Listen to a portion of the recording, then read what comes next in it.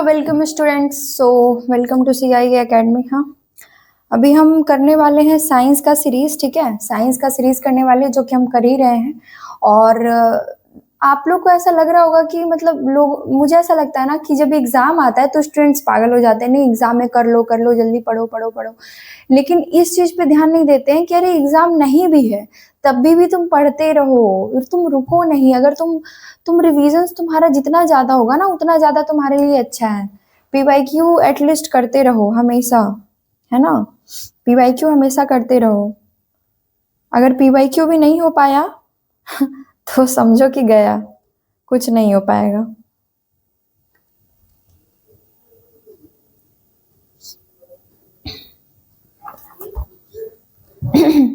तो हम बिना टाइम बर्बाद किए हुए हम स्टार्ट करते हैं पहला क्वेश्चन।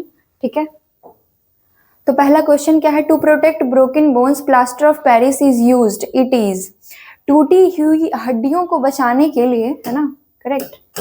टूटी हुई हड्डियों को बचाने के लिए प्लास्टर ऑफ पेरिस का उपयोग किया जाता है।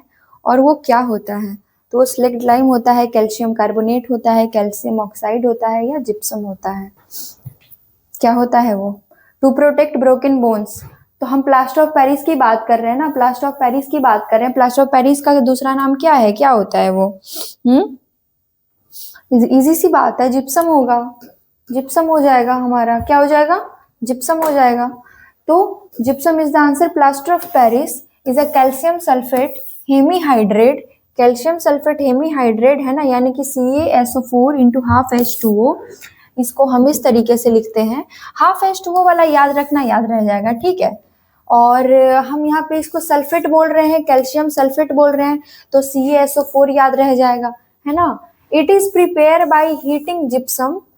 ठीक है, ये कैसे प्रिपेयर किया जाता है? तो जिप्सम को हीट करके प्रिपेयर किया जाता है, जिसका जिप्सम का फॉर्मूला क्या हो जाता है? CaSO4 into 2H2O।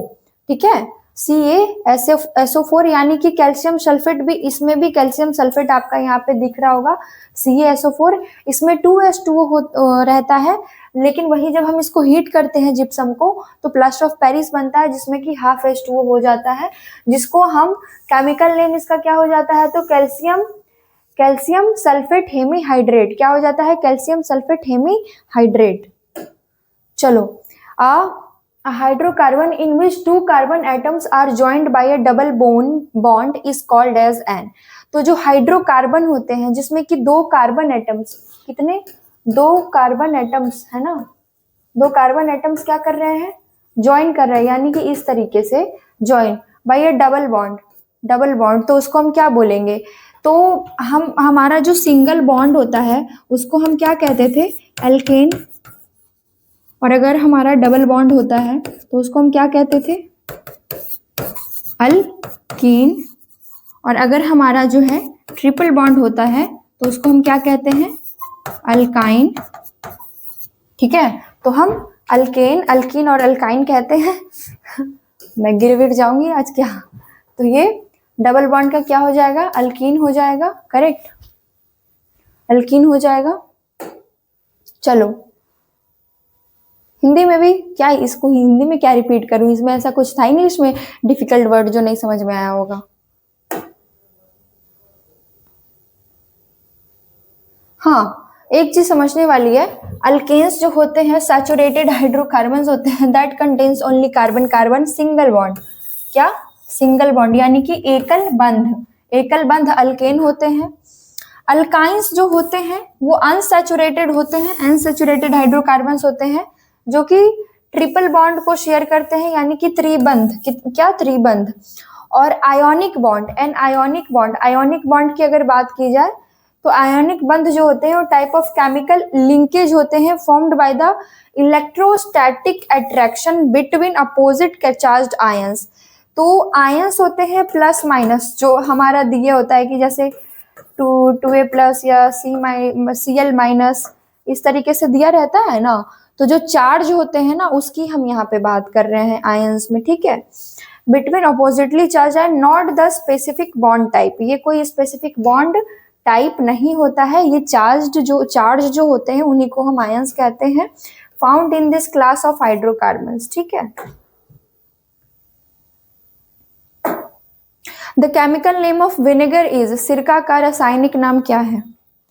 अरे बाबा, कितना बढ़िया क्वेश्चन है। सिरका का रासायनिक नाम क्या है? इतना इजी क्वेश्चन भी नहीं बताओगे तो क्या ही बताओगे, क्या ही बताओगे।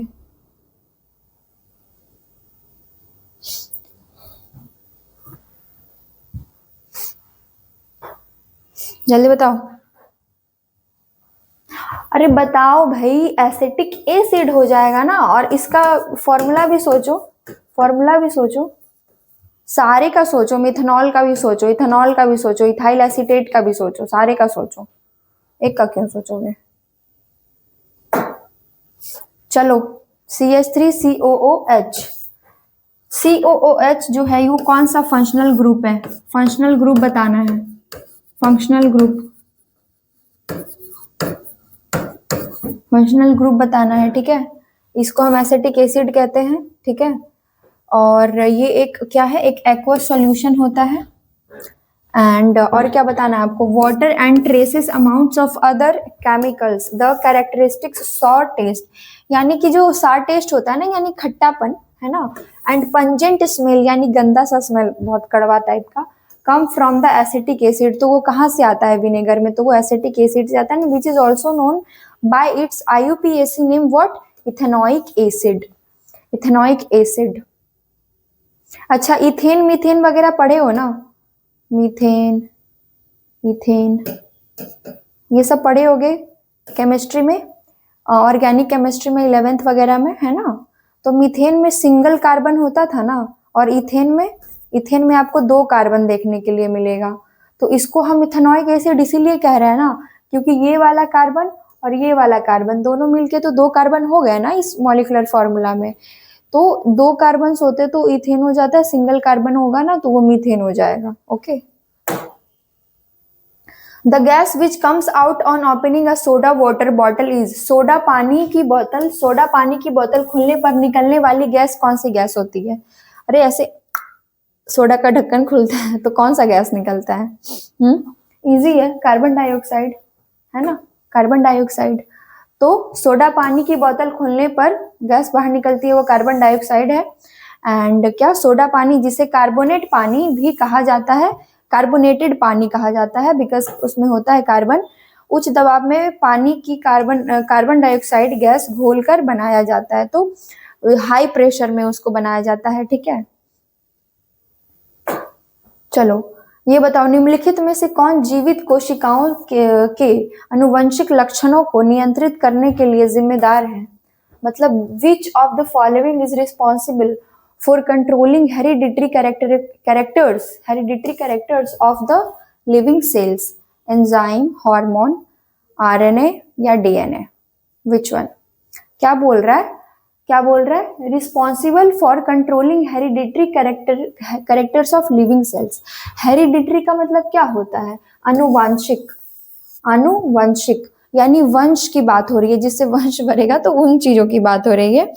तो उस वो किस चीज में हमें देखने के लिए मिलता है कि कोई भी होता है ना कि ये हमारे वंश का है कि नहीं, तो उसके लिए DNA टेस्ट करवाते हैं ना लोग, तो इसीलिए DNA इसका आंसर हो जाएगा, है ना। क्या हो जाएगा आंसर? DNA इसका आंसर हो जाएगा। तो DNA लगभग सभी जीवित जीवों में प्राथमिक आनुवांशिक सामग्री होती है, ठीक है। चलो, टेफ्लॉन, टेफ्लॉन निम्नलिखित में से किस एकलक का बहुलक है, यानी Teflon is a polymer of which of the following monomer? किसका टेफ्लॉन, किसका पॉलीमर है, किसका पॉलीमर है टेफ्लॉन? जल्दी बताओ।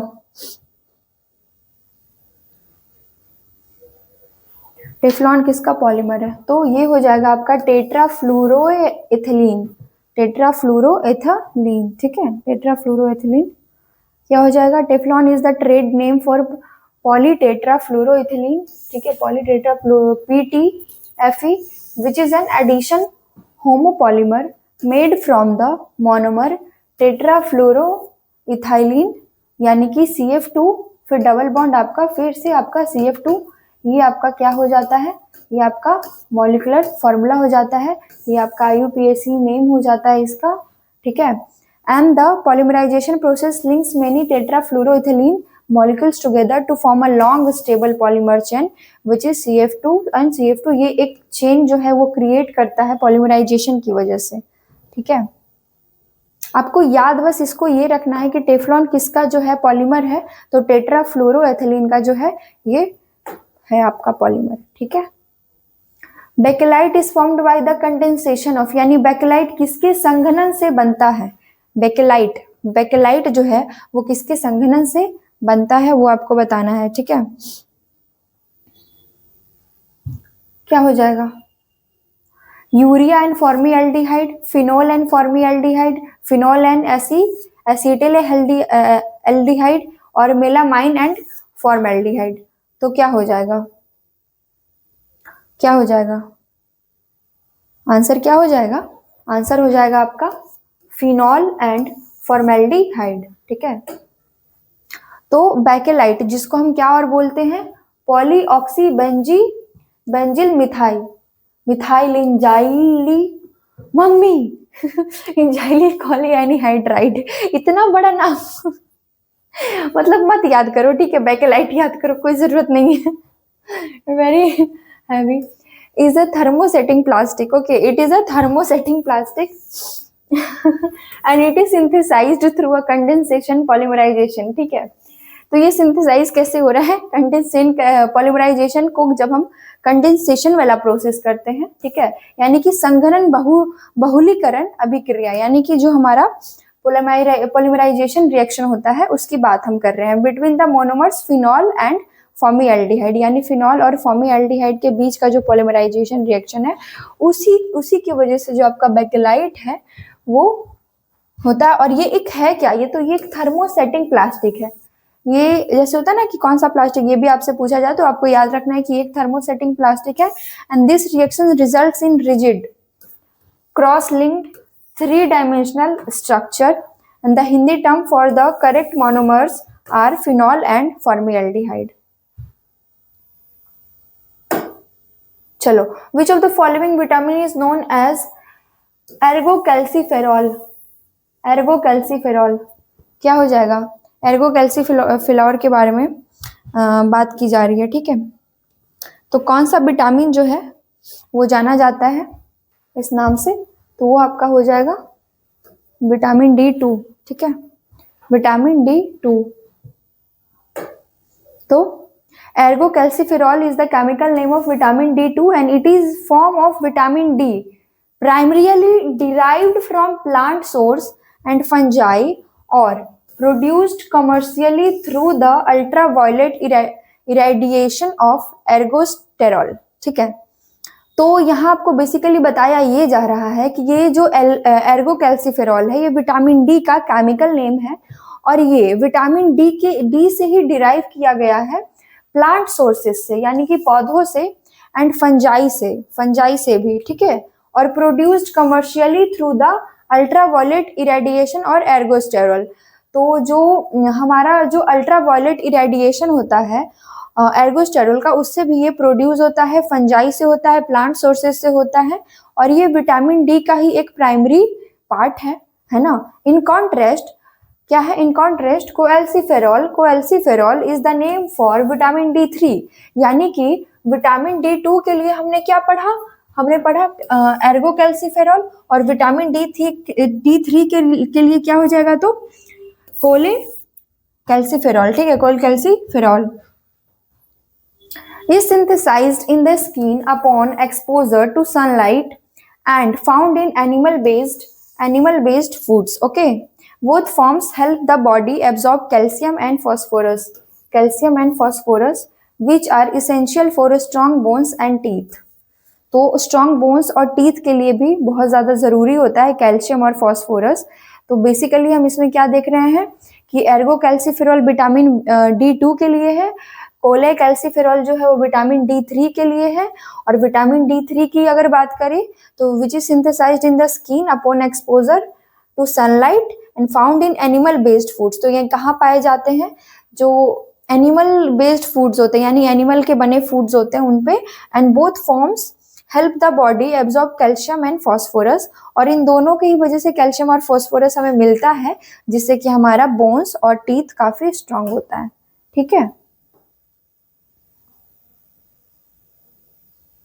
ये धूप वाला जो बोलते हैं ना, धूप से vitamin D vitamin D vitamin D मिलेगा, ये मिलेगा, ये तो ये विटामिन D3 की ही बात कर रहे होते हैं।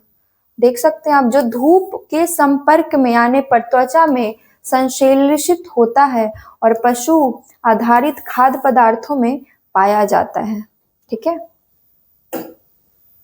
इंसुलिन क्या है? इंसुलिन क्या है बताओ?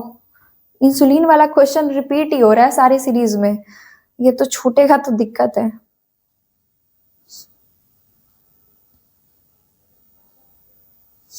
इंसुलिन बेसिकली क्या है? इंसुलिन एक हार्मोन है, हार्मोन है ना, और हार्मोन क्या होता है? प्रोटीन।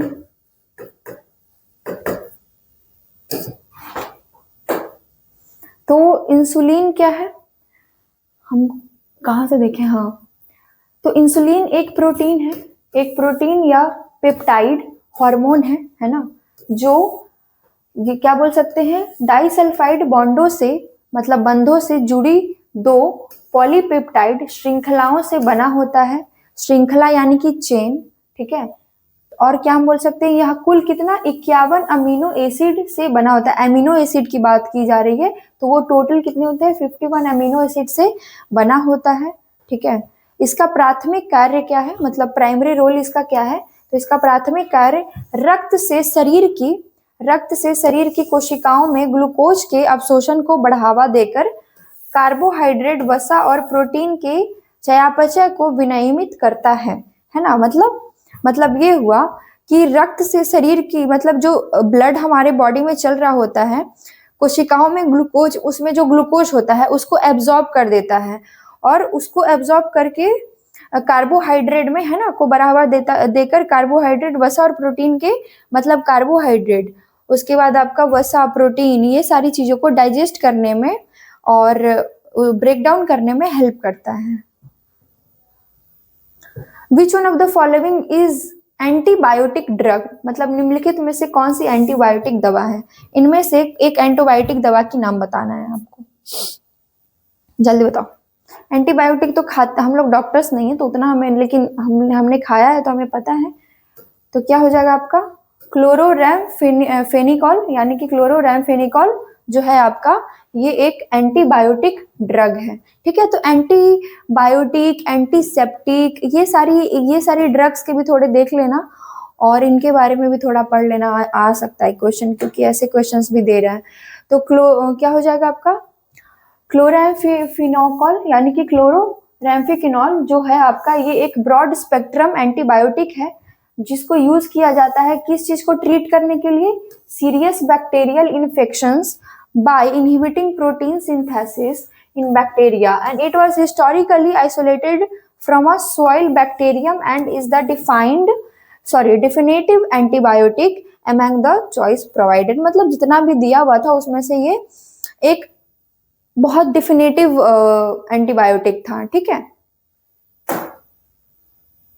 चलो ये बताओ, which of the following hormones play a role in release of milk from mammary gland?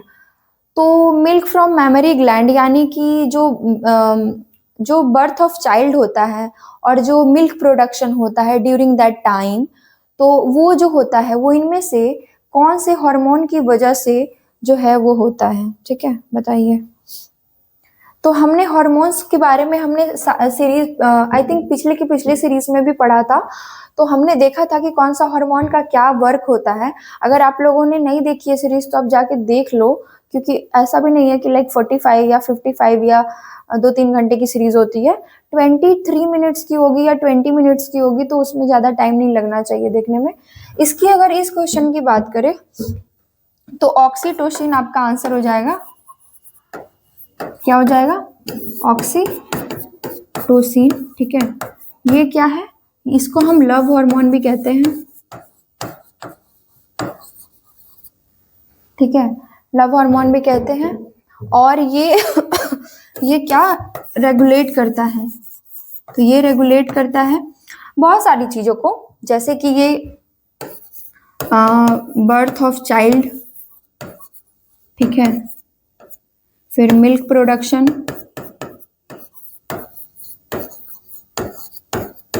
फिर आपका रिड्यूस एंजाइटी, रिलीफ। तो ये सारी चीजें जो हैं ये ऑक्सीटोसिन की वजह से होती हैं हमारी बॉडी में फंक्शन। ठीक है, कौन कौन सी चीजें दिख रहा है आपको? सॉरी भाई, बहुत दिक्कत है, देख लो, क्वेश्चन ही उड़ा दिया। पहले ये देख लो, ये सब याद रखो। ठीक है, चलो आगे बढ़ते हैं। हाँ, the gas used in the manufacture of vanaspati ghee from वनस्पति ऑयल। बाप रे, ये तो लग रहा है क्वेश्चन पढ़ते पढ़ते ये वाला पागल हो गया। कहाँ नहीं मिल रहा है ये क्वेश्चन। गैस जो वनस्पति तेल से वनस्पति घी के निर्माण में प्रयुक्त होती है, तो वो कौन सा हो जाएगा बताओ?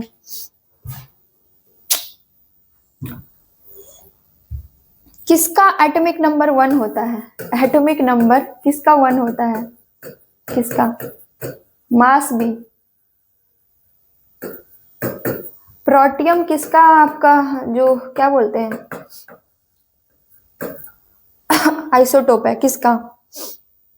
कौन है जिसके ये सारे प्रॉपर्टीज हैं? कौन है इनमें से? कौन है? हाइड्रोजन। हाइड्रोजन है। और कौन है? और कौन है बताओ तो? हाइड्रोजन ही है ना, तो हाइड्रोजन हो जाएगा, है ना। हाइड्रोजन ही वो गैस भी हो जाएगा जो ये खतरनाक काम कर रहा है। चलो मैकेनिज्म देख लें, प्रोसेस भी देख लेते हैं। ठीक है, हाइड्रोजन के बारे में पता लग गया। उसके बाद ये देखो कि the production of vanaspati ghee from vegetable oil is achieved through a chemical reaction called hydrogenation. तो जो रिएक्शन होता है जब हम ये क्या बोलते हैं वनस्पति घी बना रहे होते हैं, वनस्पति मतलब वेजिटेबल ऑयल से, तो उस रिएक्शन का नाम क्या होता है? हाइड्रोजिनेशन। क्या होता है रिएक्शन का नाम? हाइड्रोजिनेशन। मैकेनिज्म क्या होता है? In this process hydrogen gas यानी कि H2 is passed through liquid vegetable oil. Liquid vegetable oil से पास करता है क्या? हाइड्रोजन, है ना। एट हाई प्रेशर, मतलब बहुत ज्यादा हाई प्रेशर पे, एंड टेम्परेचर, और बहुत ज्यादा टेम्परेचर पे भी, इन द प्रेजेंस ऑफ निकल कैटलिस्ट। और कैटलिस्ट का जो है वो कौन काम कर रहा है? तो निकल जो है वहां पे कैटलिस्ट का काम करता है। आपको ये बताना है कि कैटलिस्ट रिएक्शन को स्पीड अप करता है या लोअर करता है। कैटलिस्ट का क्या वर्क है? कैटलिस्ट को डिफाइन करना है, आपको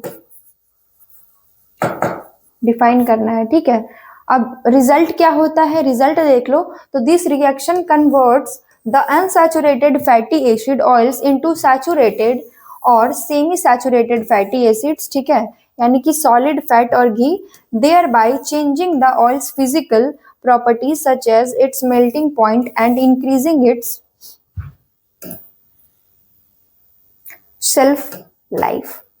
ठीक है, चलो LPG used as domestic fuel chiefly contains. LPG में सॉरी, एलपीजी में मेन कंपोनेंट इनमें से कौन सा जो है वो मेन कंपोनेंट होता है ज्यादातर? बताओ, ले बताओ। ये क्वेश्चन भी जो है ना ऑलरेडी करवा चुकी हूं मैं, ये क्वेश्चन भी करवा चुकी हूँ। तो मोस्टली जो है ना ब्यूटेन जो है मोस्टली होता है, और थोड़ा बहुत जो प्रोपेन है वो भी आपका होता है। ठीक है, तो ये दोनों होता है, बट मोस्टली ब्यूटेन होता है। मोस्टली क्या होता है?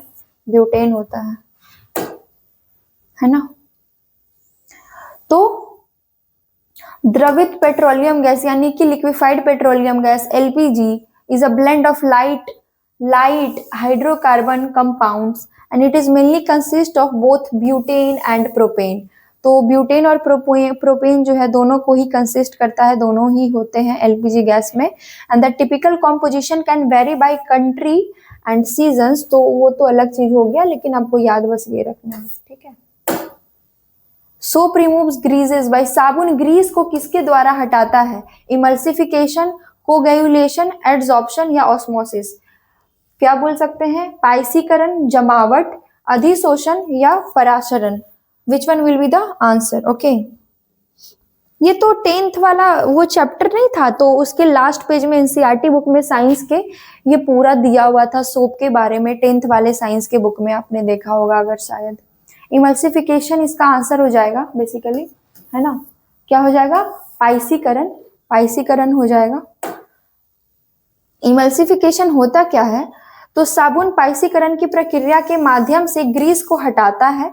इस प्रक्रिया में साबुन दो क्या अमिश्रणीय तरल पदार्थों यानी कि तेल, ग्रीस और पानी को एक स्थिर मिश्रण में फैलाने के लिए एक पाइसीकारी एजेंट के रूप में कार्य करता है। क्या कहने का मतलब है, soap removes grease through the process of emulsification, ये हमें समझ में आ गया।